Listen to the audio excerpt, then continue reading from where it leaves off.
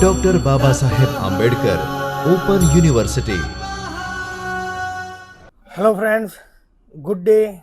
A warm welcome into the Chaitanya studio of Dr. Babasaheb Ambedkar Open University. I, Dr. Ajay Patel, I am going to discuss the cybercrime related topics, and I would like to continue the discussion of previous session. In previous session, we discussed regarding the some important sections of Indian IT Act, or we can say the Cyber Law of India.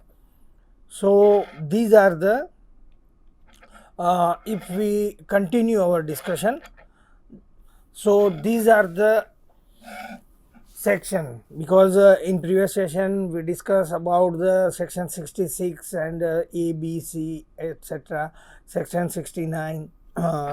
Now section 68, as we discussed, according to the law, government has established certifying authority as well as controlling authority. The controlling authority has been assigned various powers, or to deal in terms of cyber security or in terms of cyber law. The government empower the controller authority or certifying authority. So of course the controller authority is responsible to address or to maintain the to resolve the conflict between the parties. Apart from that, they are also responsible to maintain or to keep watching on the organization in terms of whether they are maintaining the government guideline to mitigate the probable risk which would arise due to the violation of standard policy or the SOPs derived by the government in terms of cyber security policy. So in section 68, it is derived that the failure or refusal to comply the orders. Now that means if any person or any organization who is responsible to maintain the user's activity log, or who had been asked to provide it the decrypted data of the encryption, or the, we can say, parties are responsible to comply the government orders, and they are supposed to provide the data on demand basis by the government agencies. But if they fail, at that time the penalty clause are there in a IT Act 2000 under the section 68, and the section 68 says that, or focuses, we can say, if the agency fail or particular organization fails to provide the data, then this kind of organization is responsible, means the authority or the responsible persons from the organization are liable to punishment for the 3 years imprisonment as well as the fine up to the 2 lakh rupees. Now the section next, we can see the section 69. Now it's about to failure or refusal to decrypt the data, and this is the classic example, because certain organization or certain software provider or hardware providers are claiming that they are providing decryption, end-to-end decryption. That means it is not possible for them to provide the encrypted data. And the classic example is the Information Technology Ministry's recent clash with the WhatsApp regarding the fake news circulation and origination. So, as we know, if we look into the detail, as we know, the fake news, it's a burning issue. Means we can say the person or as we know, the fake news are spreading rapidly, and sometimes it is very difficult for the government agency to handle the situation which arise after the fake news circulation. The situations are like public protest or communal tension between in society. So such kind of, or we can say some local business spread news, also spread some hater in a society. In that case, the government agencies are uh, facing so many challenges to handle this kind of situation, because the WhatsApp circulation, as we know, within few minutes we can send, or anyone can send fake news to thousands of peoples. And if we are using the WhatsApp group, then within a minute anyone can send the same message to million of people. Now, at that time, what happened? The agencies are not able, or in other words, it is very difficult for the agencies to deal with this kind of situation. So, the IT Ministry of India had asked to WhatsApp authorities to provide the messages, particular messages or monitored messages, and they also asked to provide the complete track, originating track, means who is the originator of the message, which kind of message he had sent, then after to whom he had sent. So these kind of information are required, and Government of India Information Technology Department asked to the social media authorities to provide this kind of information. But the WhatsApp claim that they are providing end-to-end encryption. So they are not able to provide the decrypted message. So in that case, government insisted WhatsApp to provide the decrypted message, because it's in a benefit of interest. That means we can say it might affect the sovereignty of or integrity of the country, security of the state, and in certain cases or matters, it also affects the friendly relation with foreign state. So in that case, if any agency denies to providing this kind of data, then under section 69 of Indian IT Act, he is liable for the imprisonment up to the 7 years and possible fine. Now, if the next section, so next section is like that. Securing access or attempting to secure access to protected data. So, the appropriate government may, by notification in official gazette, declare that any computer system, computer network to be protected system. And these kind of systems, these kind of notified systems can hold the sensitive data, or it is quite natural then this kind of important system can be classified as a protected system by the Gazette of Government of India. Now, by order in returning authorize the person who are authorized to access the protection system. So, for example,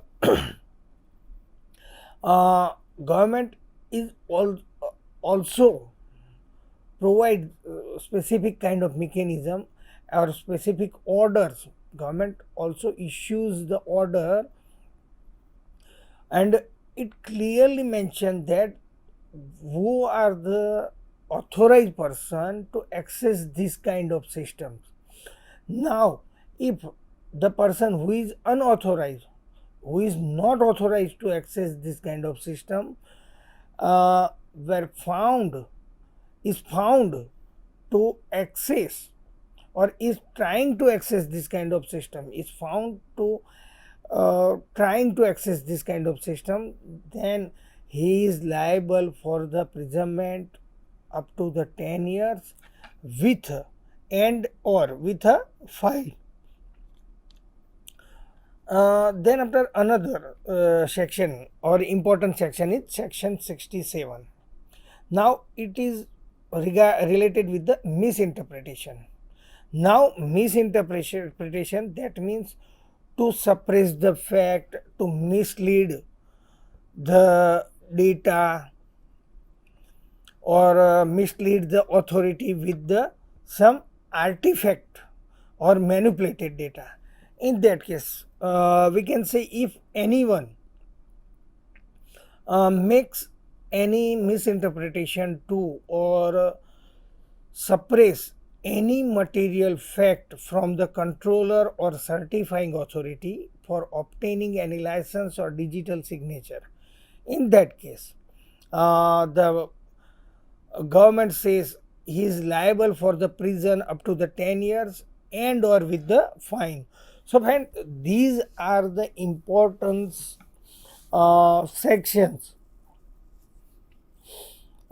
which are required to learn, and as a cyber security professional, because there are several incidents, like person A is copying data from the person B machine via pen drive, but at that time you need to understand that according to the Indian IT Act, it is a crime and it is a punishable crime.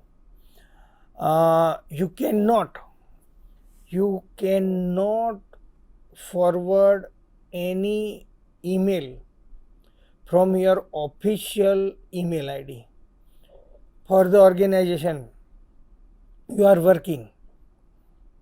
You cannot forward any mail from your official ID to your personal ID without the authorized permission.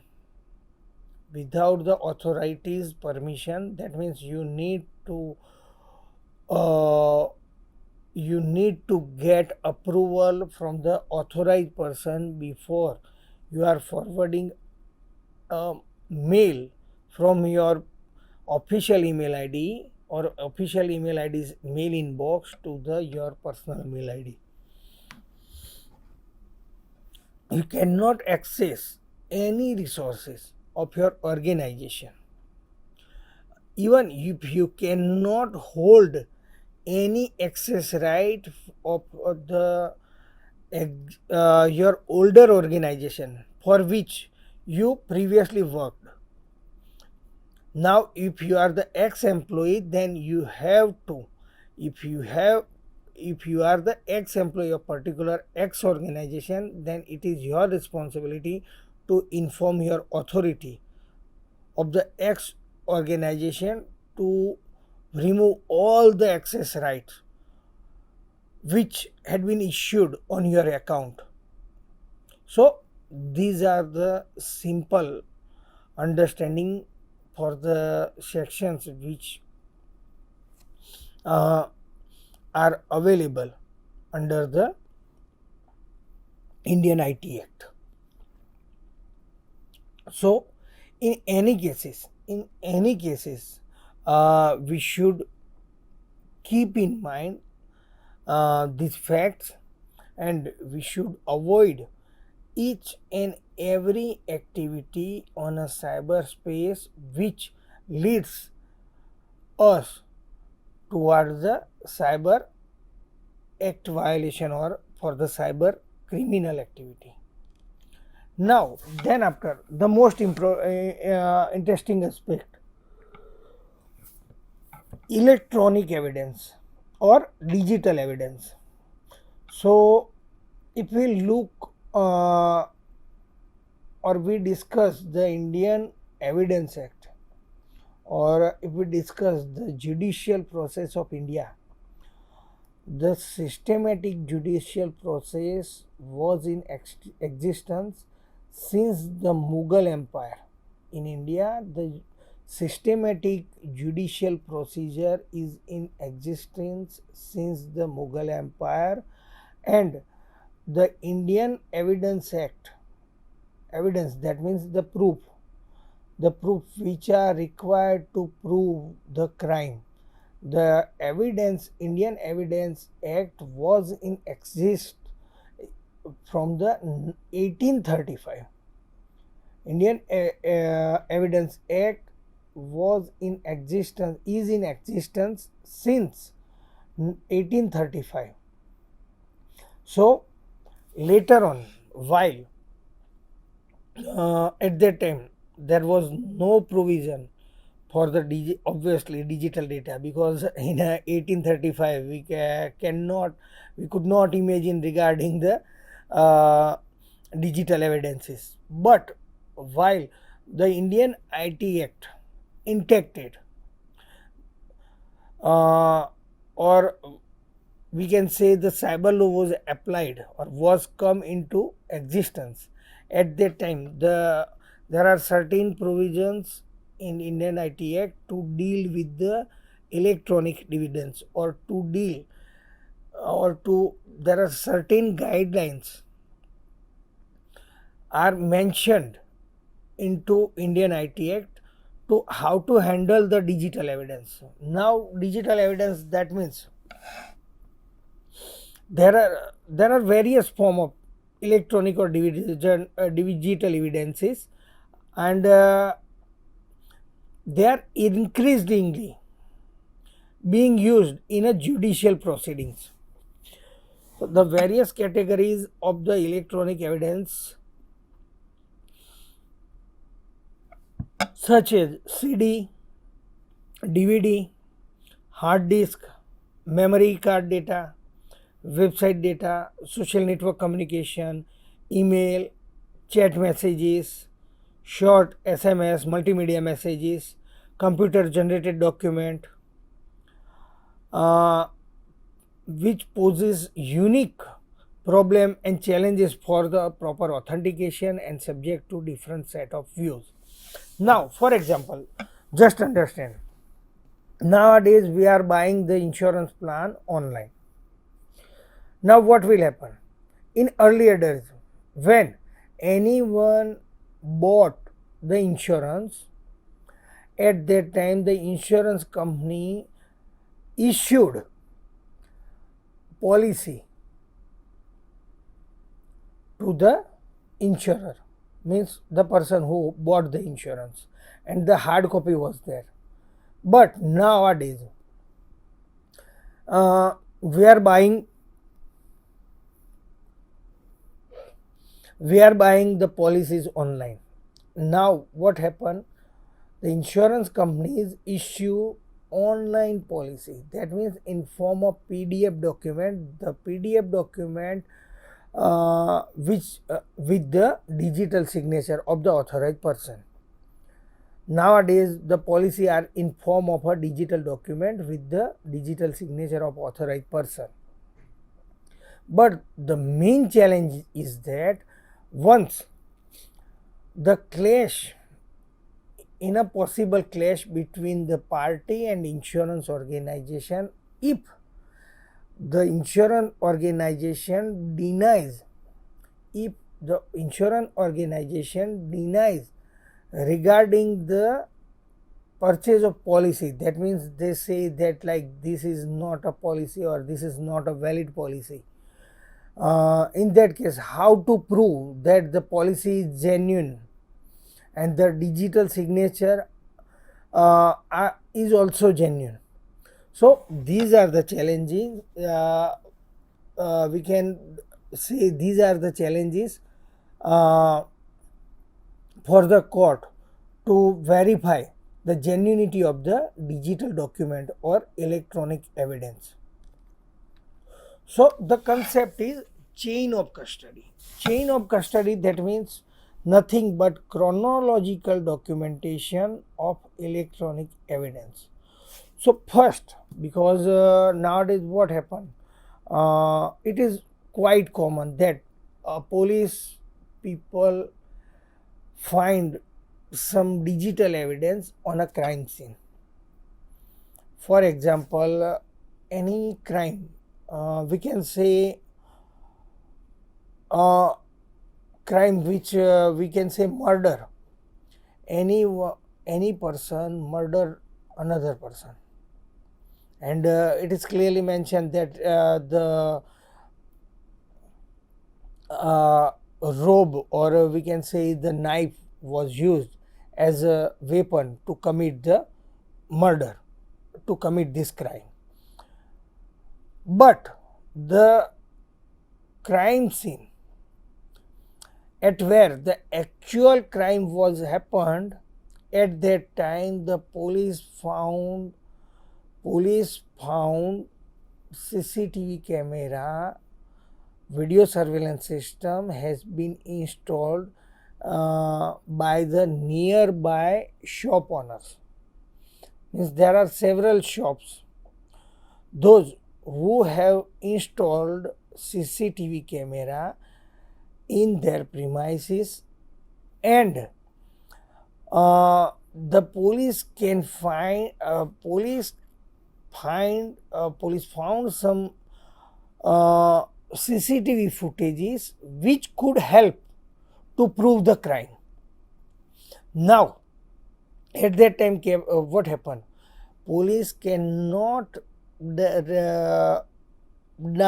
the footages directly and randomly produce all those CCTV footages into the court, and based on these footages, judge issued issued the judgment. No, it's not like that. For that, you need to handle all the evidences properly. At that time, you need to keep in mind that you have to follow all the procedure, you have to comply all the procedure. Then after, court will consider these proofs or these digital proofs are as admissible proof in a court. Otherwise, court might challenge and ruled inadmissible proofs. So you need to perform specific procedure to collect the proofs, to collect the digital evidence, to maintain the digital evidence, and to produce all these evidence into the court. By following the right procedure only, the court will accept these proofs for the further prosecution. So the concept is called the chain of custody. Now, while the chain of custody comes into the picture, it is very important. The role of the examiner is very important. That means we can say it is very important how to collect the evidence, or to how to handle all these evidences. So that means, suppose that as the examiner, you obtain the metadata for the piece of evidence, however you are unable to extract meaningful information from it. The fact that there is no meaningful information within the metadata does not mean that the evidence is insufficient. The chain of custody in this case helps show where the possible evidence might lie, where it came from, who created it, and the type of equipment that was used. All these kind of information need to collect and maintain while you are dealing or while you are handling the digital evidences. That way, if you want to create an exemplar, uh, you can get the equipment, create exemplar and compare it to the evidence to confirm the evidence properties. So this is the concept of chain of custody, and it is uh, very important for the examiner. Now, there are certain consideration for the court also, means these are the facts which need to be considered by the court while they are dealing with the digital evidence.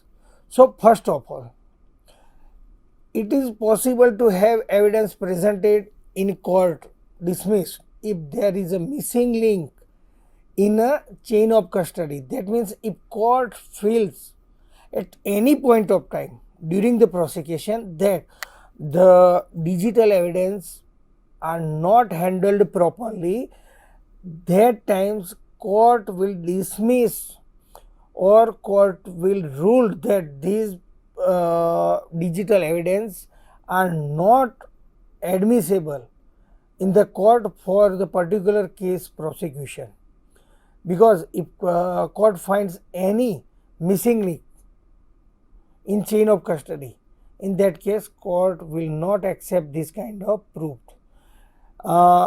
If it is therefore important to ensure that a wholesome and meaningful chain of custody is presented along with the evidence of the court. Now, so friend, this is the chain of custody, and we can sum up like the chain of custody is nothing but the way or the guideline to handle the digital evidence for the investigating person. The person who is investigating crime needs to follow the guideline in form of chain of custody. Then after, it is also mentioned for the court in terms of how to deal with this kind of digital evidence and how to verify the authenticity of these digital evidences. So this is the concept of chain of custody, as well as we also discussed some important section of the Indian IT Act 2000.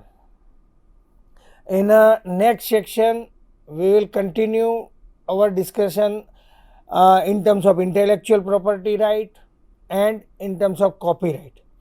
Okay, friend? Okay, thank you very much.